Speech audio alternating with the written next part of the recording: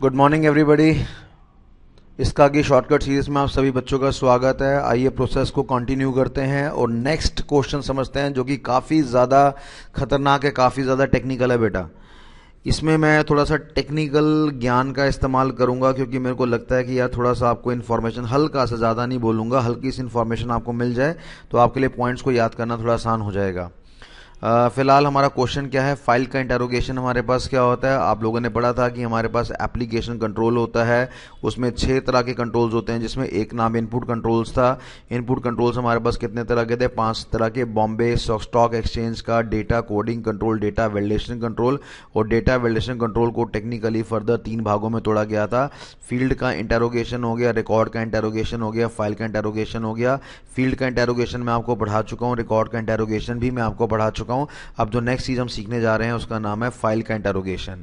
File की बात करेंगे। फाइल का मतलब क्या होता है हमारे पास बेटा? फाइल का मतलब होता है कलेक्शन ऑफ रिकॉर्ड्स। काफी सारे रिकॉर्ड्स को अगर आप इकट्ठा करेंगे, राम का, मोहन का, रोहन का, सोहन का, विजय का, अजय का, ये सारे रिकॉर्ड्स अगर आप इकट्ठा करेंगे तो मेरे पास क्या बन जाएगी? एक फाइल बन जाएगी। तो फाइल का मतलब होता है, it means collection of records.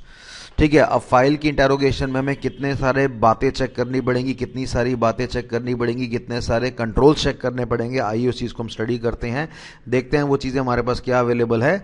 तो ये हमारे पास बेटा कुछ खतरनाक 6 पॉइंट है। तो इसको बेटर है कि आप लोसी टेक्निक के द्वारा याद ना करके, बल्कि आप शॉर्टकट्स के द्वारा याद कर लीजिए, निमोनिक्स के द्वारा याद कर लीजिए। निमोनिक मेरे पास क्या है? वीआईपी कैटेगरी के लोग होते हैं, उनका जो डेटा है, उनकी जो फाइलें हैं, उसको हमने क्या दे दी? बेल दे दी, BAIL दे दी। वीआईपी का जो डेटा है, वीआईपी की जो फाइलें हैं, उसको बेल दे दिया। वीआईपी का डेटा है, वीआईपी की फाइलें हैं, उसको बेल दे दिया। वीआईपी का डेटा है, वीआईपी की फाइलें हैं, उसको बेल दे दिया। बेल का मतलब क्या है मेरे पास? Before and after image logging.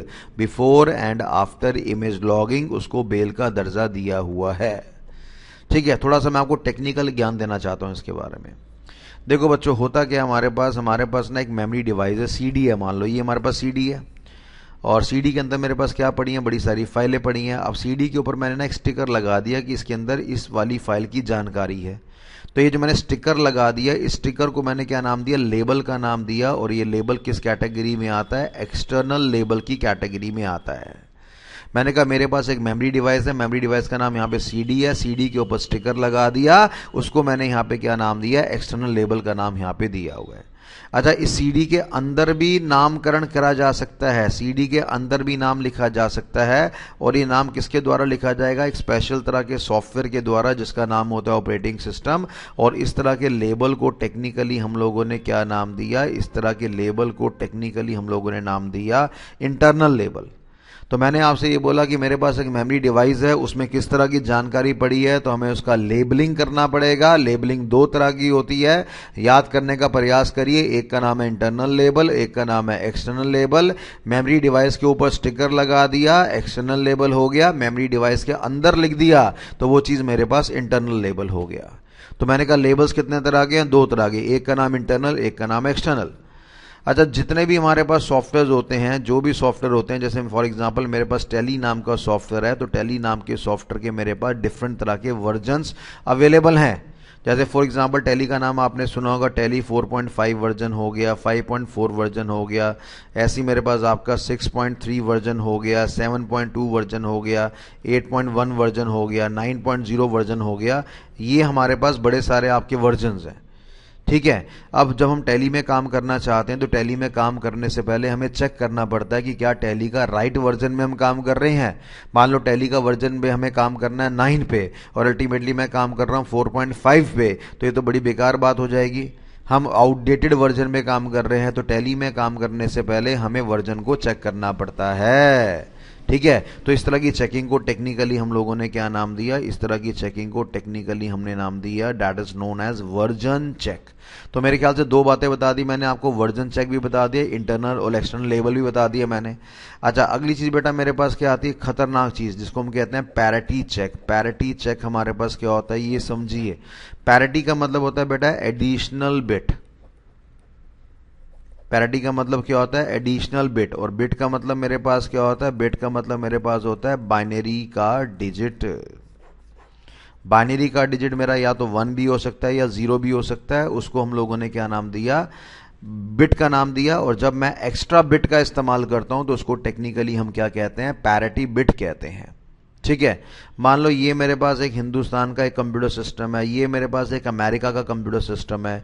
Hindustan से अमेरिका हमें जानकारी फॉरवर्ड करनी है, मैंने कहा इंडिया से मेरे को अमेरिका इन्फॉर्मेशन मेंटेन करनी है। अब बीच में आप सभी बच्चों को पता है बीच में कौन से भैया आकर बैठ जाएंगे? बीच में हैकर भैया आकर बैठ जाएंगे और आपकी वाट लगाना स्टार्ट कर देंगे। अब आपने क्या करा? यहां से एक फाइल पड़ी थी, उस फाइल को आपने यहां से लेकर यहां सेंड करना है ना? तो अगर बीच में हैकर ने अगर उस इंफॉर्मेशन को हैक कर लिया और अगर उसने डिस्टर्ब कर लिया तो पैरिटी चेक हमें वो इंफॉर्मेशन बता देगा कि बीच में डेटा हैकर के द्वारा डिस्टर्ब करा गया है। मैंने कहा पैरिटी चेक अपने में एक ऐसा चेक है जो हमें इंफॉर्मेशन देता है। जब भी कभी इंफॉर्मेशन मैं एक स्थान से दूसरे स्थान पे फॉरवर्ड करने की बात करता हूं तो बीच में हैकर भैया आ जाते हैं। अब हैकर भैया हमारी जानकारी को डिस्टर्ब कर सकते हैं। अगर मैं ये पता लगाना चाहता हूं कि हैकर ने डिस्टर्ब करा है कि नहीं करा है, ठीक है, तो वो चेक वो किसके द्वारा पता लगाया जाएगा? पैरिटी चेक के द्वारा पता लगाया जाएगा। ठीक है बच्चे, तो ये मेरे पास पैरिटी चेक के बारे में इंफॉर्मेशन हो गया। तो मैंने क्या बोला? मैंने कहा था वीआईपी का डेटा और वीआईपी की फाइलों को हमने बेल दे दिया। वीआईपी के डेटा को, वीआईपी की फाइलों को बेल दे दिया। वीआईपी के डेटा को, वीआईपी की फाइलों को बेल दे दिया। 10 बार बोलिए, ये अपने आप शॉर्टकट याद हो जाएगा। वी का मतलब मेरे पास क्या? वर्जन। टैली डिफरेंट वर्जन में मिलता है। मेमोरी डिवाइस में लेबलिंग करी जाती है। लेबलिंग 2 तरह की होती है, एक का नाम इंटरनल लेबल, एक का नाम एक्सटर्नल लेबल। जब डेटा हिंदुस्तान से अमेरिका जाता है तो हैकर हैक कर लेता है। अमेरिका को पता लग जाता है हैकर ने हैक कर लिया है। किसके द्वारा पता लग जाता है? पैरिटी चेक के द्वारा पता लग जाता है। तो ये आपको 2 इंफॉर्मेशन पता लग गई, जिसका नाम क्या है? वर्जन हो गया, इंटरनल एक्सटर्नल लेबल हो गया और साथ में आपका पैरिटी चेक हो गया। अच्छा, डेटा फाइल सिक्योरिटी का मतलब क्या होता है? जो मेरी फाइल पड़ी है जिसमें सारी जानकारी पड़ी है उसको हमें सिक्योरिटी प्रोवाइड करना पड़ेगा। सिक्योरिटी क्यों प्रोवाइड करना पड़ेगा? सिक्योरिटी इसलिए प्रोवाइड करना पड़ेगा ताकि कोई भी अनऑथराइज यूजर मेरी जानकारी को एक्सेस ना कर सके। हम सिक्योरिटी क्यों चाहते हैं भैया? आर्टिकल काम करता है कंपनी के अंदर, आर्टिकल सीए की फाइल को एक्सेस ना कर सके, इसलिए हमें क्या करना पड़ेगा? डेटा को सिक्योरिटी प्रोवाइड करना पड़ेगा।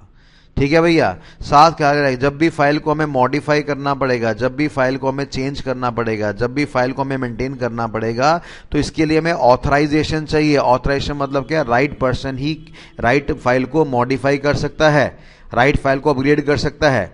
क्या फाइल को मॉडिफाई करना हर किसी इंप्लॉय के लिए अलाउड होना चाहिए? ऐसा बिल्कुल नहीं है। तो अगला साफ कह रहा है कि जब भी फाइल को आप अपडेट करना चाहते हैं, जब भी आप फाइल को मेंटेन करना चाहते हैं, तो लेवल ऑफ ऑथराइजेशन पहले चेक होगा, तब जाके हमारे पास काम यहां पे बन पाएगा। ठीक है बेटा। और लास्ट पॉइंट मेरे पास क्या आता है? लास्ट पॉइंट मेरे पास आता है before and after image logging. Before and after image logging. अब इससे मेरा यहां पे क्या मतलब है? Before and after image logging. मेरे पास एक फाइल पड़ी है, ये फाइल मेरे पास पड़ी है, ठीक है बेटा। हमने ये फाइल मेरे पास पड़ी है, मान लो आइटम नाम की फाइल। हमने कुछ माल बेचा और माल किस में बेचा? सेल्स नाम की फाइल में बेचा। अब जो भी मैंने माल बेचा वो सारा का सारा इसमें से माइनस होगा और इसका एक अपडेटेड वर्जन आएगा मेरे पास। क्या आएगा? अपडेटेड फाइल आएगी मेरे पास, जिसको मैंने क्या नाम दिया? आफ्टर इमेज का नाम यहां पे दे दिया। मैंने कहा क्वांटिटी सोल्ड में हमने क्या करा? क्वांटिटी सोल्ड करा, सॉरी सेल्स नाम की फाइल में हमने क्या करा? क्वांटिटी सोल्ड करा। और आइटम नाम की फाइल में मेरे पास क्या पड़ा हुआ है? क्वांटिटी ऑन हैंड पड़ा हुआ है मेरे पास। तो जब भी मैं माल बेचूंगा तो क्वांटिटी ऑन हैंड में से माइनस होगा और ये मेरे पास लेटेस्ट फाइल आ गया। तो इस फाइल को मैंने क्या नाम दिया? आफ्टर इमेज का नाम यहां पे दिया हुआ है। यानी अपडेशन से पहले आफ्टर इमेज हम कह सकते हैं। अपडेशन से पहले बिफोर, तो उसको हम लोगों ने क्या नाम दिया? बिफोर इमेज का नाम दिया। अपडेशन के बाद में उसको हमने क्या नाम दिया? आफ्टर इमेज का नाम यहां पे दिया हुआ है। तो ये कह रहा है जब भी आप कभी मॉडिफाई करेंगे तो मॉडिफाई करते समय पहले की इमेज भी आपके पास पड़ी होनी चाहिए, बाद की इमेज भी आपके पास पड़ी होनी चाहिए। क्योंकि कई बार क्या होता है, हमें महसूस होता है कि हमने माइनस गलत कर दिया। जब माइनस गलत कर दिया तो हमें बिफोर इमेज का इस्तेमाल करना पड़ेगा। और कई बार क्या होता है कि मेरी आफ्टर इमेज डिस्ट्रॉय हो जाती है किसी वायरस के द्वारा, तो मैं बिफोर इमेज वाली फाइल की मदद से आफ्टर इमेज को दोबारा से क्रिएट कर सकता हूं। तो इस चीज को हम लोगों ने यहाँ पे क्या नाम दिया, बेल का नाम यहाँ पे दिया हुआ है। तो मैंने क्या बोला बेटा, वीआईपी का डेटा और वीआईपी की फाइल को हमने क्या दे दिया, बेल दे दिया। टेक्निकल टॉपिक था इसलिए इसको थोड़ा ज्यादा टेक्निकल तरीके से समझाया है। तो V का मतलब वर्जन चेक है, टैली का वर्जन चेक करना पड़ेगा। हर मेमोरी डिवाइस की लेबलिंग करनी पड़ेगी। लेबलिंग दो तरह की होगी, इंटरनल और एक्सटर्नल। जब भी मैं कोई फाइल हिंदुस्तान से अमेरिका ट्रांसफर करूंगा तो बीच में हैकर ने हैक करा है कि नहीं करा, पैरिटी चेक के द्वारा पता लगाया जाएगा। ठीक है। और डेटा फाइल की सिक्योरिटी होती है, यानी फाइल कोई अनऑथराइज बंदा एक्सेस ना कर सके। और इससे पहले कि हमें फाइल को अपडेशन करना पड़े या फाइल को अब मेंटेन करना पड़े, जैसे आपको पता है बाजार में अमेंडमेंट्स आती रहती हैं तो हमें अपनी फाइलों को मेंटेन करना पड़ता है। तो मेंटेन करने से पहले हमें ऑथराइजेशन चेक करनी पड़ेगी। और साफ कह रहा है माइनस करने से पहले की भी फाइल होनी चाहिए, माइनस करने के बाद भी फाइल होनी चाहिए। माइनस करने के पहले की फाइल को नाम दिया बिफोर इमेज और माइनस करने की बाद की फाइल को नाम दिया आफ्टर इमेज। तो यानी अगर मैं बोलता हूं कि बेटा बताओ कि हमारे पास फाइल की इंटेरोगेशन में कितनी इंफॉर्मेशन है, तो आप क्या बोलेंगे, 6 तरह की जानकारी है। वीआईपी का डेटा एंड वीआईपी की फाइल को बेल दे दिया। ठीक है बच्चे। तो हम लोगों ने यहाँ पे क्या करा, यहाँ पर आपका एक टॉपिक पढ़ लिया जिसका नाम था डेटा वैलिडेशन कंट्रोल। बताया था ये 3 तरह के हमारे पास होते हैं, जिसमें एक का नाम था फील्ड का इंटेरोगेशन, एक का नाम था रिकॉर्ड का इंटेरोगेशन और एक का नाम था फाइल का इंटेरोगेशन। तो तीनों जानकारी हमने पढ़ ली। और ये डेटा वैलिडेशन कंट्रोल किसका पार्ट है, इनपुट कंट्रोल का पार्ट है। इनपुट कंट्रोल किसका पार्ट है, हमारे पास आपका एप्लीकेशन कंट्रोल का पार्ट है। तो एप्लीकेशन कंट्रोल के अंदर इनपुट कंट्रोल आता है। इनपुट कंट्रोल के हिसाब से डेटा वैलिडेशन कंट्रोल को फाइनली हम लोगों ने यहां पर समाप्त कर दिया। तो ये हमारे पास सारी इंफॉर्मेशन आ गई। ठीक है भैया, किसी तरह की कोई दिक्कत आती है आप इस नंबर पे कांटेक्ट करिए। थैंक यू सो मच अभी के लिए, और अपने फ्रेंड से शेयर करते रहिए, उसको शेयर करना ना भूले। धन्यवाद।